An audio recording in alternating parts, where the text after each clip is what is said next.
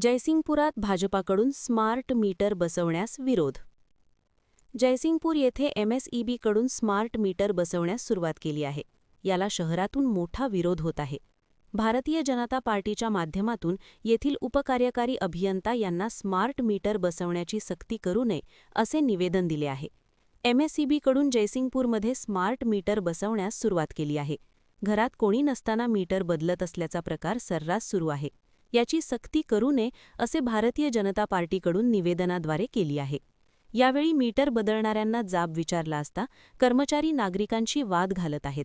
नागरिकांची कोणतीही परवानगी नसताना घरामध्ये घुसून विनापरवाना स्मार्ट मीटरची सक्ती करू नये असेही निवेदनात म्हटले आहे.